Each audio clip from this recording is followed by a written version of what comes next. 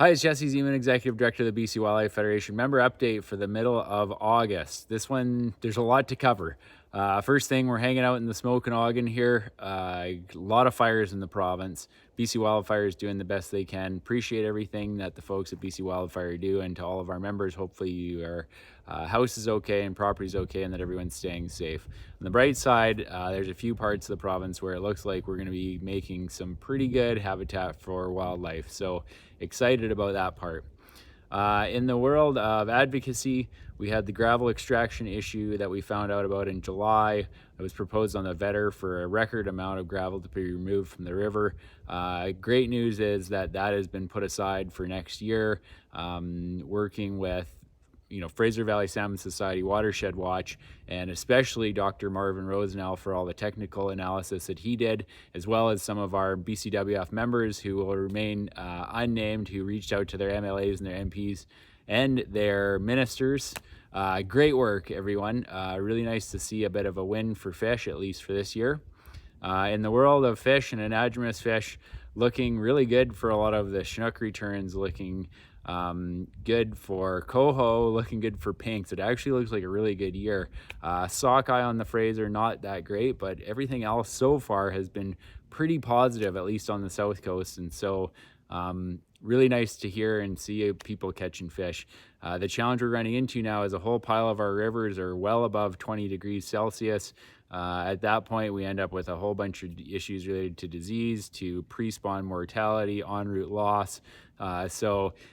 Great year for the ocean, it looks like, bad year for freshwater. So hoping things cool down and we get back to some normalcy in our rivers. Maybe a bit of rain would be really nice too. Want to let everybody know, you're probably aware, Meta, Facebook, Instagram, they're not sharing Canadian news anymore. So we will be hosting news on our website and all of our news articles where we're published in print and video media. But we're not going to be able to share those on social media anymore because Meta won't allow us to. So we'll do the best we can, but if you want to know when we've been in the news and what we've talked about, you can definitely check our website. In the last week, we've had, I don't even know how many interviews now. We've been on CBC, CKNW, Canadian Press, Vancouver Sun, the province. I know even as far as Saskatchewan has picked up articles on everything from Kootenay Lake, hydro development, and a lack of essentially a permitting process, and the impacts on shore spawning kokanee. We've been talking about salmon, we've been talking about drought, wildlife, wildfire, grizzly bear stewardship, grizzly bear hunting, all of the topics that I think are germane to our membership and especially to the public.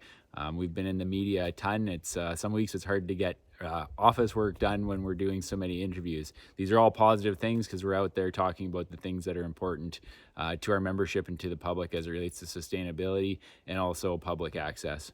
In our education world, Women's Learn to Shoot, there's still some openings for September. Becoming Outdoors Women in Squamish is rapidly filling up. We already have 66 spots booked. If you're interested in attending that one, I would recommend getting booked in as soon as possible because that one will likely fill up pretty quickly here. Our Learn to Hunt Academy, which is co-hosted with Ridgedale, thanks to the Ridgedale Club, that's full.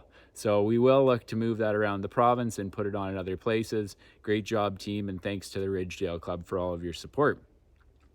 Grizzly bear stewardship and the viewing strategy has been extended by the province of British Columbia into September. There's all kinds of stuff going on online. Bottom line is we need our membership and people who are concerned about the future of grizzly bears and the future with grizzly bear hunting to fill it out. We have a sheet on the BCWF website now. Better yet, take the time to write your own letter, engage the Minister of Forests, engage the critic, and engage your local MLA about what you want to see in terms of stewardship of grizzly bears, as well as the future of a grizzly bear hunt in the province of British Columbia. We also did a podcast with what was called the Hunter Conservationists, Mark and Curtis Hall. They've rebranded. It's called Blood Origins Canada. So we just did a podcast with them. They've done a few podcasts on grizzly bear stewardship and hunting as well. So I recommend you give that a listen. What else do we have? Wetlands and youth have been going full on this summer. We got projects literally from one end of the province to the other. If you're monitoring our social media, you can see that. Kids camps have all gone really well. A whole bunch more fish projects, wetlands projects. We also recently did a beaver reintroduction with Dr. Tom Wilms and a number of other people. So just overall, right now, great work. I want to leave it here with, hunting season is coming. Bow season down south will have started by the time the next member update comes out. One of the things we really need to talk about, need to share and talk to other people about is the number of less than 6-point bull elk being harvested in the 6-point bull elk season in the Kootenays. There's been some major issues the last couple of years with non-compliance with 3, 4, and 5-point bull elk being harvested in the 6-point season.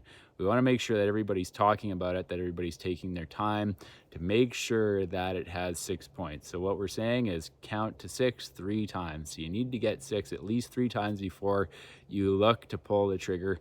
The future of our hunting seasons and our ability to go out hunting annually, relies on the majority of hunters being compliant with the regs. So please ensure that you share anything you see on social media from our accounts, and also ensure that you're talking to your friends and family and people that go out to the Kootenays in particular to go elk hunting, that we need to make sure we all take the extra few seconds to make sure that the animal is 6 points.